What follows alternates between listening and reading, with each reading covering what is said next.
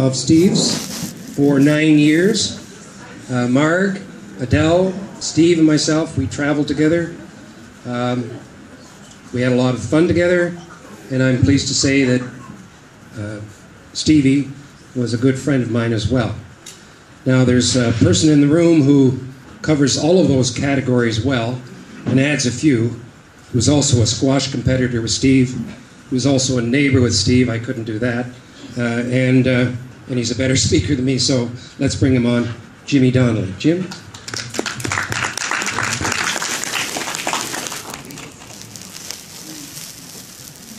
Thanks, Ernie. Turn around. Turn around. I got it on. I first met Steve in 1966 when he transferred into Winchester School, where I was a teacher. He came to teach science.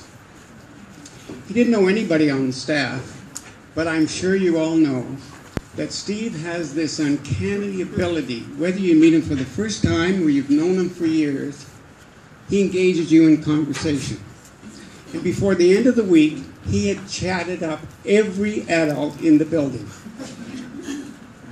to soon become one of the most popular members of the staff. Needless to say, very popular with the students. But when we think of Steve, most of us think of a fun guy to be with. Sometimes that fun was adventurous and often hilarious. I was struck by the picture of Steve on our invitation in his beloved sailboat. And I wonder if you knew anything about his first boat.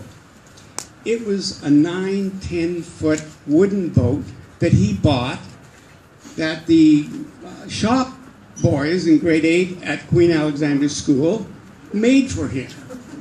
And he bought it from the school. And his first task was to take it home, and his neighbor had a pool behind him, and he was to test it for leaks. He put it in overnight. And of course, in the morning, it was on the bottom of the pool. I know because he called me and said, "Get your bathing suit on and come up," and we got it out. The second part of that story was, it was late October of the same year, and it was a cold, windy day, and he called me and said, "I'd like you to join me in the final sail of the boat for the year." So we went down to Ashbridges Bay, and they have this slimy little ramp that goes into the water where we put the boat in. The first thing we did was hit another boat. But we got out into this raging Lake Ontario. The first thing that happened was the stays broke. The sailors will know that's what attaches the sail to the mast. Steve turns and says, "Get your shoelaces off, I have to fix it." So he fixes it. By then, we're way out. He was going to stay next to the shore. We're way out. He got us back, miraculously, into the bay, back to the ramp. He says, "Stay with the boat. I'm getting the car." It's at the far end of this empty, totally empty lot, thank goodness. Comes back, I thought too fast, roars the thing down into the ramp, right into the water. It slides down this slimy thing into the water. He says, Captain Steve says, "You got to get out and push." Like, I'm up almost to my knees in this cold water. So I start pushing, he's revving the car, and the wheels are spinning. The next thing I know, Steve's beside me on the other side of the thing, and he's pushing. But the engine's running, and the door's open, but we keep pushing. Doesn't work. He gets up onto the trunk to put weight on it. Slowly and surely, out comes the boat on the trailer. And the car starts to go across. And the last vision I have is Steve sloshing alongside this car trying to get in the driver's seat. He finally makes it. I get in the car, and the two of us just burst out laughing. And he turns to me and says, "This was a stupid idea."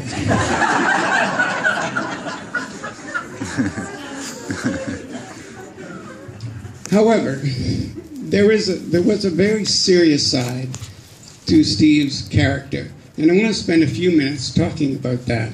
Those of you who visited him in the hospital know that there was a white notice board. And on that notice board, there was always a note to the nurses. Turn on Steve Paikin. It was Steve's favorite program. And it was his favorite because he loved to talk about current issues. And he would talk to anybody about what he heard on Steve Paikin. I used to phone him, and he'd phone me, and he'd say, did you see Steve Paikin last night? And we'd talk about whatever the issue was. He did this because he wanted to stay up to date on what were the important issues of the day. 10 years ago,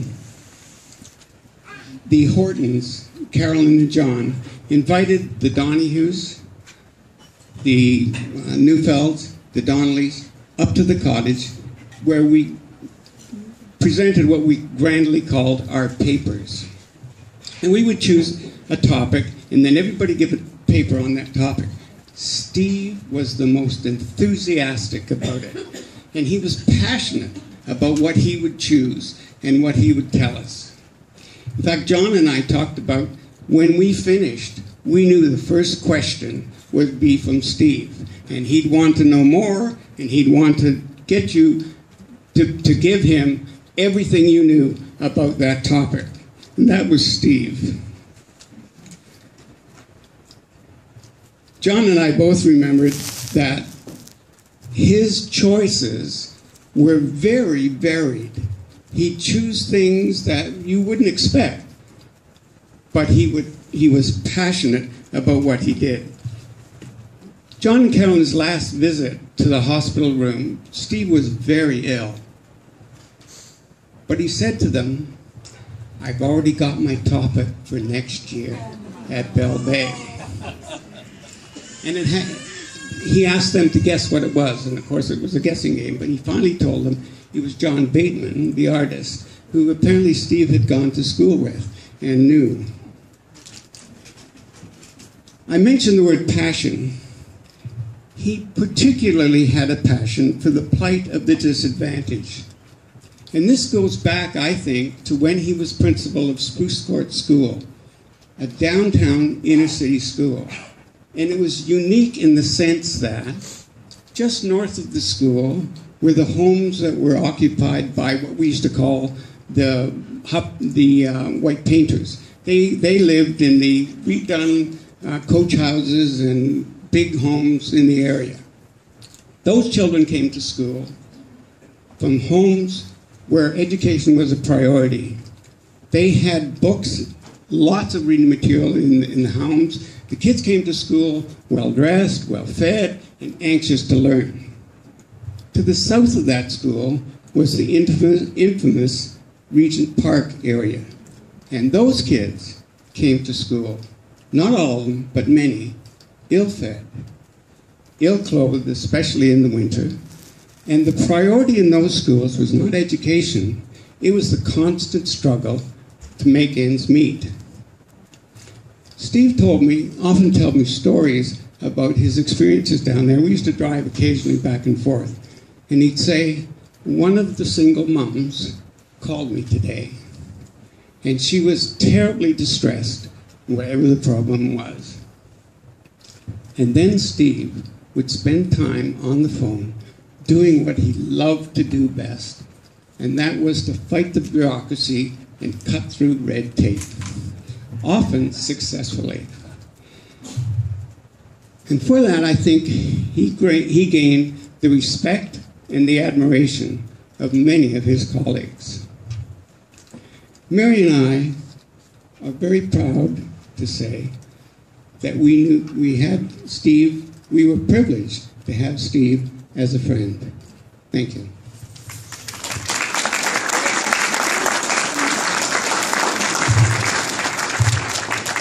Thanks, Jim. I also worked in the exact same area, and Steve bugged me, because we were both vying for the same amount of money. And I'd phone and ask for something, and Steve was better than I was. And he could get anything he wanted, and I couldn't get anything. And I would ask for another staff member. and I needed it. I had 2 schools. I had the native school. I had 3 buildings. He had 1 building. He always got the extra staff member. He bugged me, I'm telling you. Same school, same area, and that's how I got to know Steve. Jimmy, you mentioned his politics. If there's anyone here who knows what his politics were, please put up your hand. He was the most conservative liberal I ever met. He was the Whiggy. He was unbelievable. He was so left and so right, but he could argue any side of any argument at any time, anywhere. He loved it. He loved it. And he was a capitalist, but a socialist at the same time. He was wonderful. He had that wonderful way. Jim, you also mentioned his vocabulary, but you left out the part, his separate sports vocabulary. Jim will attest to this, Marg will attest to this, Adele will attest to this. If Jim lost a point that's Jim, that's the other Jim. Stevie lost a point in squash or tennis, his other vocabulary came out. Now, some of those words we were not allowed to use at school.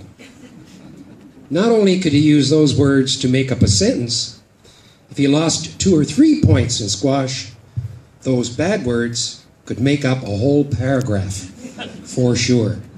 He hated to lose at squash. He had 3 separate vocabularies.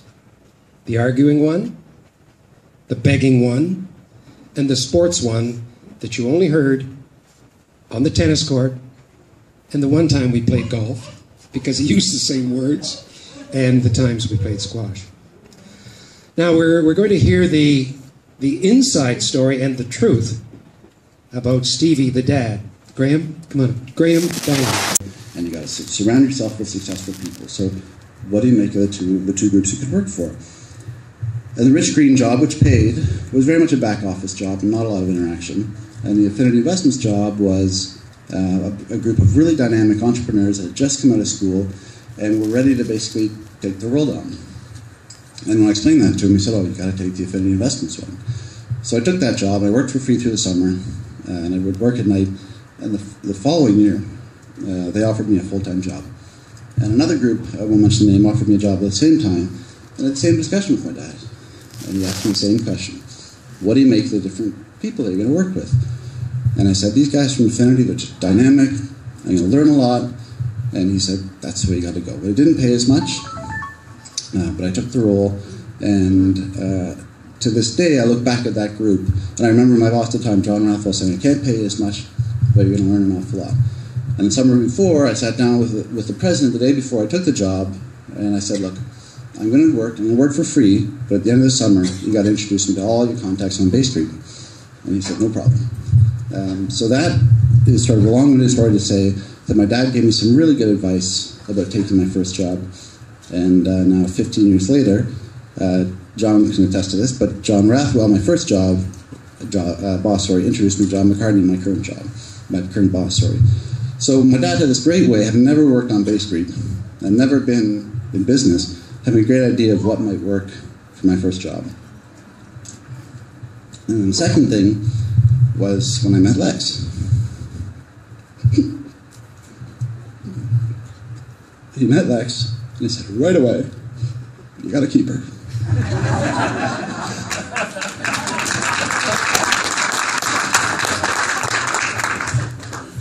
12 years later, we've just had a great life together, and he was great. And the next one was buying a house. And when we were going to buy a house, and my dad said, well, yeah, you have to buy a house early, you have to build your wealth and all these things. He was always preaching about that kind of thing. And but he said, I'm not going to give you any money. Well, okay, that's going to make it a bit trickier. But my dad always felt that you got to stand on your own 2 feet. And that was always his message to him. You've got to work, you've got to stand on your own 2 feet, but you've got to start saving for your future, all those things. So Lex and I bought that house. We lived in 1 floor, we rented out the other 2 floors, and today we still own that income property. It's been a great investment for us. And then the final thing, that is one of these big things you do in your sort of 20s or early 30s, was Lex and I drove up to Collingwood. Lex was about 10 weeks pregnant, and we told my dad and my mum that we were pregnant, and he was over the moon. And I keep coming back to the way that my dad smiles. You probably all remember that smile. You can see in that back picture right there. It tweaks a bit up to the right, but it's just so big and it's so infectious. And I so remember the day that we told him that we were having Ethan. That smile I'll never forget. So that, to me, is why today is a celebration. I got so much out of my dad. And of course I'm going to miss him, but he was here for so many of the critical events. He met all my kids, went to my wedding, all those things. So that's, to me, what sort of, when I sat down to write this speech, I was sort of setting the tone that really was a celebration. And the two things that I remember the most about my dad, or that I'll take with me, are his big smile and the lessons he always taught me. So I could go on. I really thank you, Jim. You nailed it with the joke about the boat, because those kind of things, that was a pretty significant one, but he had lots of those types of things happen to him. And about the political, I didn't want to bug him about being political. He always had really well-heeled but really poorly informed views. And he would just stick to them. He would not let them go. And despite, you keep asking, but can we get some data or facts? It's just, no, it's not important. He has view, and he stick with it. So I guess I'm going to go through, I could tell stories all the time, but or forever, but I'm going to go through a couple of quick ones for you. And I think as I thought through all these stories, those themes kept coming back to me. Those, you got to stand on your own 2 feet. You got to know how lucky you are, and you got to surround yourself with successful people. Those were always the messages that were sent to me. But I remember one. I was probably about 15 years old. I guess I had a couple of beers the night before, and at 7 a.m. on a Sunday, and my dad woke me up. Said, "We're going to go put the mast up on the boat." What are you talking about? My plan is to sleep until 11. I have no plans. It's a Sunday. I'm in high school. He got me up, got me in the car. We drove down to Ashbridges Bay. I spent the whole day. And if any of you, well, you've tried to help my dad with a boat. It's not an easy process. He doesn't have a plan. It just sort of happens. And I swear he would have sailed with a crooked mast that whole summer. But the point is that he didn't say a word to me. He just put me to work. And I think the message was, you shouldn't drink. Or the message which I took to heart was, if you're going to go out drinking, you better get up the next morning. So I've kept that one, and he was there for that one. Then my most recent, really, really strong memory, and it goes to this big smile my dad would have, was when we brought our 3 kids back in August. My youngest son was at the time about 18 months, and my dad was in really bad shape. But my son, Sam, would not leave him alone. Papa, Papa, Papa, kept tapping him. He just wanted to engage Papa, because that had that effect on kids. But at this point he couldn't walk. He was lying on the ground, and he did everything he could just to reach around and give Sam a pat and give him a hug.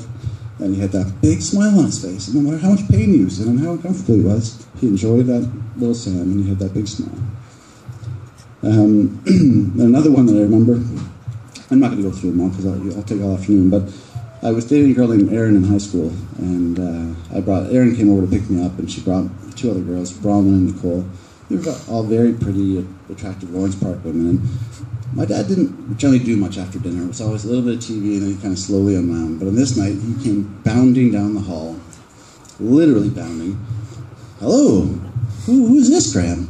So this is Bronwyn and Nicole and Erin, and my dad just went on a 15-minute charm expedition, and he could be so charming. He had that big smile going, he had all kinds of questions for them, and I was so embarrassed. I was 16 or 17, I don't know. And finally we left, and just as I left, he said, "I'd focus on the blonde." Lucky for me, Erin was at home. But I also love these inner city stories, Jim, because they're such a fond memory for me. And I remember when I was, I guess it was probably about 9, I think it was in grade 4, and I was really into breakdancing. And my dad said, "Okay, you want to go breakdancing? We're going to take you down to Cabbagetown." And in those days, Cabbagetown was not the trendy place it is today. But we went down, I think it was a storefront somewhere in Cabbagetown, and there was a big breakdancing competition, and I went in, and it was such a stark contrast from the way I lived. We lived in the suburbs, we had a beautiful home, 2 cars, 2 cats, 2 houses, the whole bit. And these kids had it so tough. And my dad, the whole way home, just remember how lucky you are. And those kind of things just stuck with me through the years.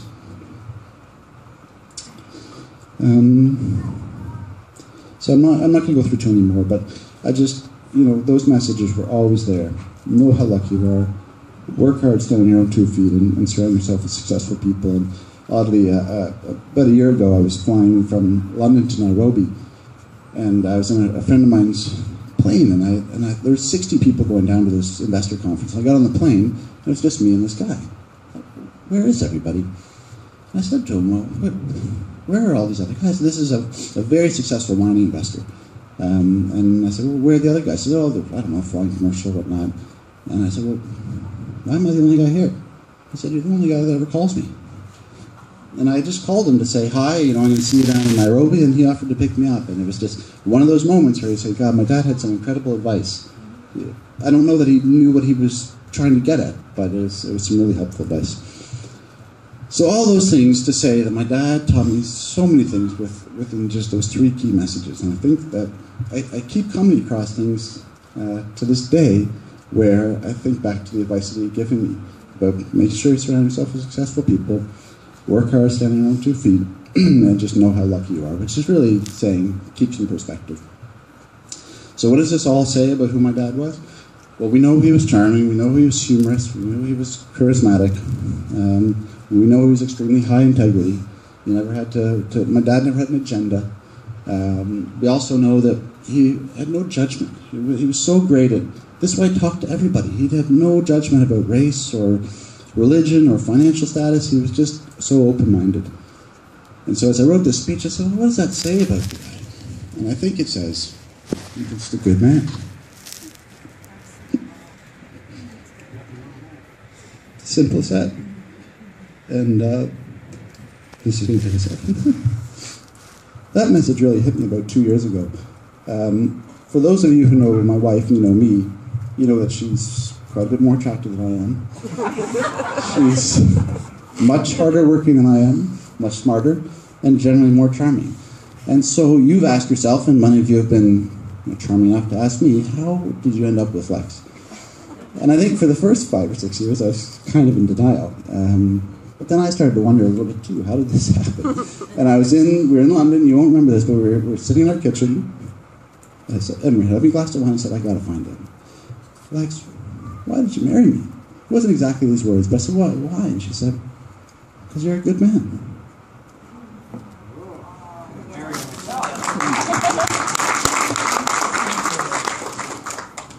So what more can you ask for? And now I have the challenge of, it'd be one thing to try and be as smart as your dad, it'd be one thing to try to be as athletic as your dad, but my goal is to try and be as good as my dad. And it's going to be a lifelong process. So thank you very much.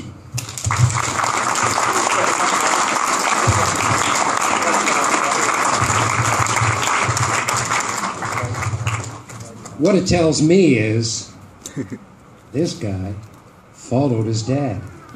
Mark, stand up just for 1 minute. Just gorgeous, brilliant, driving. She was all there. She is. She's the partner. So Graham, you took a leaf out of your dad's book. Smart boy, smart boy. Now, you did allude to another boat story, so I guess I'm compelled to tell one. Adele and I were invited to go sailing, and we were at the harbor here, Thornbury. We all got in the boat. Steve took charge. You sit there. I'll be captain. Put, put, put. Well, someone's doing something wrong. We were just sitting there. The motor stopped, the sail wasn't up, and we're floating around, drifting, and we're going to run into some other boats. But it was my fault. How do I know it was my fault? Because Steve told me it was my fault. I was sitting where he told me to sit. And he had put the gas line under the seat where I was sitting, and it was a shelf with a hinge on it. And of course, my 190 pounds squashed the pipe, no gas to the motor, but I had no business doing that. You're sitting in the wrong place. So I got up, the motor went to another boat story. So everybody gets one. You have no choice.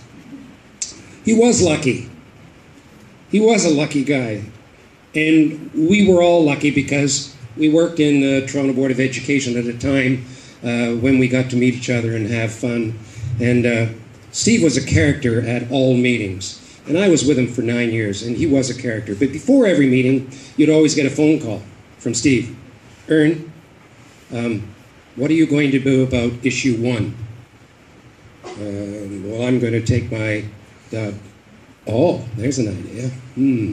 He was a worrywart, too. He worried about everything. Mark, we're responsible for breakfast. Mark, we have to do breakfast, Mark. Mark, we're doing breakfast. Mark's swimming, and he's running around the kitchen saying, but Mark, we're doing breakfast. What do I get? What do I need? Steve, it's done. Breakfast is ready. Well, I'll run to town and get some English muffins. No, Mark, everything's done. I mean, no, Steve, everything's done. And Mark looked after. Steve worried about it. Steve would make the phone calls. Steve would prepare himself beforehand. He was a little bit of a worrywart. Now, to hear further about his home life, Karen. By the way, can you tell the difference between an old speaker and a young speaker? By the way, looking at the crowd, isn't it good that wrinkles don't hurt? Take that because we don't know what to do with it. Sorry. Hello? Okay. All right, buckle up. It's going to be a bumpy ride. I'd like to talk about the night my father died. I was there. My mom, who had been by his side most of the day, was heading home to grab a bite to eat. And she said to me, just hold his hand and talk to him. So I did. I just started talking about my life and our life and the lives of all the people around us. I told him about the time, years ago, when I was barely a teenager, I went to some event at his school. And I was just sort of wandering around, and somebody asked me who I was, and I told them. And a cluster of people gathered around me and said, oh wow, you're Mr. Donohue's kid? You're so lucky, that must be so amazing. And because I was a teenager, I was like, oh yeah, lucky, amazing. Because I had no appreciation then of how true it was. He was amazing to them because he cared. He really cared about those kids and what he could do to see that they got a decent future. I tried to talk to him about sailing, and apparently this is a nail that's been hit over the head many times. But Dad loved sailing. He loved his boat. And it's sad that neither I nor anyone else in the family sort of really shared that passion with him. So that part of our talk didn't go so well. I was quick to point out, though, that he himself may have been mostly responsible for our ambivalence. To this day, I retain a rudimentary knowledge of how to sail a boat. But don't ask me what anything is called, because there's a lot of swear words attached to all those things. And I recounted to him that night a few other stories, but I carefully edited them. It's hard because later in his life, I would remember something that I would consider funny and tell him a story, probably with parts equally embarrassing for both of us. And he would say, oh, Karen, you only remember the bad stuff. What he never understood was all of that, all the funny and the silly and the humiliating and the crazy, that was the good stuff. I also shared with him that night how amazing all of his friends are. When you're the kid and you don't think too much about your parents' friends, they're just kind of there. I'm sorry, but you are. And they say hi, and you say hi, and they mistake you for your sister, and you don't go about your business and you don't really see them for a while. But I had to tell him that night that I recently discovered what a really great and wonderful bunch you all are. And how much they cared about him and how much they did for him, especially in the last part of his life. And I'm sorry Mr. Cowan's not here, because I would really like to say that to him. And I said, all right, Dad, let's get serious. Blot. let's get serious. Let me tell you about Allie. And I told him how brave and wonderful and beautiful and smart she is. Dad, I have to tell you about Graham. And how clever, intelligent, dedicated, and wise he is. And how gorgeous and fantastic and talented his wife is and his great kids. And what a wonderful future they have in front of them, spread out in front of them. Dad, let's talk about Mom. About how amazing, resourceful, and strong she is. And I told him about me. And about the lessons he taught me have allowed me to live a good and happy life. And that I would try to make him proud. And I told him, whatever the future holds for us, we would always be there for each other. And then I told him, that's it, Dad. We're all okay. You can let go now. And he did about 10 minutes later, while I was holding his hand. I tell myself that the last things he heard was a voice telling him how much he meant to us and how much he was loved. When people ask me, how are you doing? I say fine. And I am fine for the most of the part. But every once in a while, for a brief period of time, maybe a few minutes, maybe an hour, I remember. I remember that he's not here and I'm not fine, and I know I won't ever be fine again. So sometime in the future, this happens to you. And I ask you, how are you doing? And you say, fine. You'll know that I get it. You know that I know that you lost somebody that you loved as much as I loved my dad. Stephen Donahue loved me. He loved his job, his students, his teachers. He loved his kids, his grandkids, his wife, and his friends. He loved us. And the world is a poor place with him not in it. I love you, Dad. And I'll miss you forever.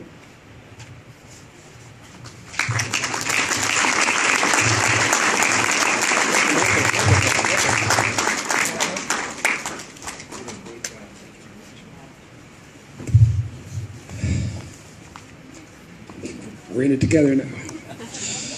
You said you weren't going to. Shame on you for doing that to us. But thank you very, very much. Very touching and very, very true. I was going to mention about Steve as principal in Toronto. People loved working for Steve. They absolutely loved working for him. He was one of the best negotiators. I hinted at that before, because I was always on the losing end. He actually didn't want to retire, you know. He hung on. The rest of us said, come on, Steve. No, he hung on. He was missed at the school. He was very dedicated. And if you ever saw him in the first 9 years that I knew him, he was in a gray striped suit, shirt and tie, and that fixed hairdo that everybody at the school thought was a toupee. All the kids thought it was phony. Mr. Donahue's hair, Mr. Donahue's hair. And then he went up to Oriole Park, and he became principal number 2. Sweaters only, casual open neck shirt, and the kids still loved him, so it wasn't the package. It was Stevie himself. We're going to hear further because he was a very, very social guy, a very neighborly oriented, and liked to be involved with lots of groups of people. And so we'll hear from Doug McPhail. Doug, where did you slip away to? Here we go. Doug McPhail, the neighbor. What a great spot to be put in. 13 years ago, we moved in after months of weekly updates from our new friend Steve across the street. This isn't just a celebration of Steve's life, but a very active life. It was a life filled with hiking, sailing, bicycling, tennis, golfing, exercising, swimming, traveling the ends of the earth. When Steve and Marg were occasionally at home, he donned his mayor of the street hat and just took care of all of our business. Some of the highlights were the petition to stop the condos in Nipissing Ridge, very heated, and we did see some limitations. The next was the escalating water costs, and oh, how they heard that at the town of Blue Mountains. Then there was the ditch conspiracy. He maintained to the end that my water ran back uphill into his ditch. And then there's this one. He convinced the town of Blue Mountains to turn off a key street lamp because it shone too brightly in his bedroom. Steve had a very keen intellect and an amazing memory. Even after his first stroke, our many dinner party conversations were, to say the least, spirited. Jeff Sproat and I, a neighbor, knew precisely when to bring up teachers' pension plans.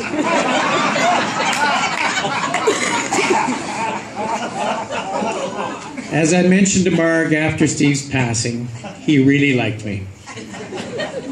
It wasn't just our ability to understand each other easily, but I believe he saw a lot of his own busyness in my approach to life.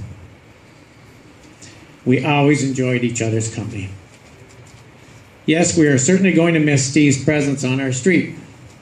More importantly, we are going to miss a great example of celebrating an active lifestyle.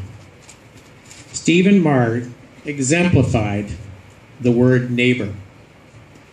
Godspeed you to your new neighborhood, Steve.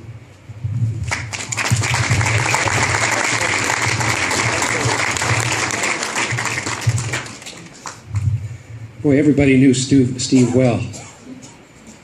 It was great. Talk about, requesting things and something. One time, someone was trying to change Steve's mind. Very hard to do. And they said, and his response, I love this, his response was, well, come on, well, I am the principal of the school. And the person said to him, okay, I'll explain it to you again, only this time more slowly. He was a beauty. We traveled with Steve, and Mark and Adele were responsible for cooking Monday, Wednesday, Friday, and Steve and I did Tuesday, Thursday, and Saturday. And at that time, here we are in Colorado, and Steve wasn't that much of a cook at that particular time. And so I believe, if I can remember the menu, and I was thinking about it earlier, and I think I'm correct, we were having, I think it's either a chicken or schnitzel, and potatoes and a vegetable. And Steve said, relax, Ern, I'll do dessert. So we went shopping, and because the girls were not to know about this, so we went shopping, and he shopped for the dessert, and I shopped for the main course with the vegetable and the potato, and we cooked all this, and away we went. And at the end of the meal, Steve presented his dessert. Picture it, an extra large package of Oreo cookies piled into a pyramid. That was it, folks. Cookies in a pyramid. And it took them all damn day to do it. God, what a guy. They alluded to his musicianship. He was very, very musical, and a chap by the name of Gary Lummis and I used to write some skits to do and write some musical stuff, and we got Stevie to play along, help us with these things. One of them, Gary and I, we went to Malabar's and we got nuns' outfits, and we did a show, and we opened with a Gregorian chant with Stevie in the background thumping away, and so we were the nuns, and we had to create Stephen into something, so we made Stephen the Pope. Pope Stephen played the piano for us, but when we got to the house, He never once played the piano at home. Did he play for you, Mark? Occasionally. He did? Never seen so He never would play again at home. But out in the show, he did it all the time. Quite a guy. Coming north or going south, Mark and Steve might drop in at Mansfield where Del and I live. And every time, I always got a hug from Steve. I used to always get a hug, too, from another member of the family. Allison worked at McCoo's, the McCoo ski shop in Whistler. And Adele and I went out to Whistler, and we always made a point to going to McCoo's because I knew there was a big, tall, good-looking redhead there, and I was going to get a great big hug. Allison Donahue. I didn't want to leave that out. Allison has traveled a long way to be here, and she didn't have time, I don't think, to make a speech. So, I have a message from Mark, and then the saddle sores will stop. Because the mind can only absorb what the behind can endure. So here we go. Marg, first of all, Marg would like to thank all of you for coming. And as you could see, she arranged for 8 or 10 tables. And Steve was loved, known, and liked by many. And she thanks you all for coming. It makes the family feel great. And to remember Steve is a wonderful thing. She would also thank those who could not be here. Many folks sent emails, letters, telegrams, and they were well appreciated. And they've all been received and welcomed. Many folks dropped in to see Steve at the hospital. Sometimes people had to wait in the hall to get in to see Steve.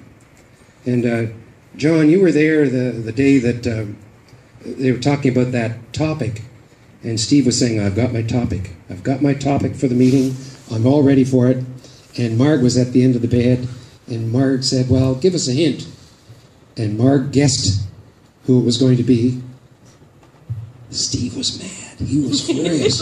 He was just, how dare Marg? You knew it. He was really furious. But the folks that came to the hospital very much appreciated. And for those who have donated to the hospice and Georgian Triangle, much appreciated by the family. Steve loved a good joke. He would often phone my school and say, you got a minute? And I'd say, yes. He said, can you tell me a joke? And I'd say, no, and that'd be the end of the conversation. Before we close, there's one other person we haven't thanked, because I'm going to ask her to start again. In the far corner, Catherine Brown. Thank you for the music, Catherine. Catherine's going to continue playing. And on behalf of the family, thank you again for coming. Please mix and say hello. I believe the bar is still open. Thank you, everyone. Good night. And the piper is going to pipe us out. Cousin Sandy Dewar.